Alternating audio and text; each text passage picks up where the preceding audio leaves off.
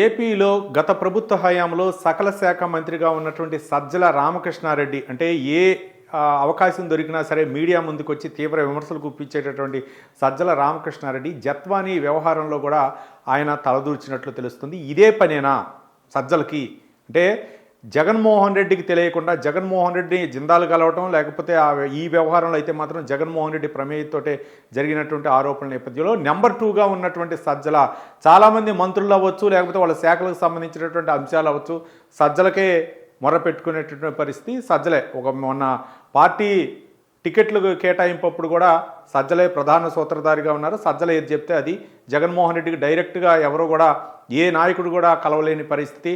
ఈ 5 సంవత్సరాలు కూడా ఆయన సకల శాఖ మంత్రిగా ఉండి మరి ఇదేం పని సజ్జల ఒక నటి వ్యవహారంలో, ముంబై నటి వ్యవహారంలో, అది ఆడకూతురు మహిళ, ఒక డాక్టర్ చదివినటువంటి ఆమె, ఒక ఉన్నత స్థాయిమైనటువంటి కుటుంబంలో ఉన్నటువంటి వ్యక్తి, ఆ వ్యవహారంలో నీకేం పని సజ్జల? కాబట్టి ఆరోపణలు వస్తున్న నేపథ్యంలో సజ్జల మరి మీడియా ముందుకు వచ్చి ఆ నటి వ్యవహారంలో నాకు తలదొచ్చే అవకాశం లేదు, నేను అట్లాంటి అసాంఘిక కార్యకలాపాలకు నేను పాల్పడను, ఇట్లాంటి మహిళల జోలికి పోను అని నువ్వేమైనా చెప్పగలవా సజ్జల? కాబట్టి సజ్జలపై కూడా ఆరోపణలు వస్తున్నాయి. ఆంధ్రప్రదేశ్లో గత ప్రభుత్వ హయాంలో ఏ స్కామ్ జరిగినా సజ్జల నెంబర్ 2.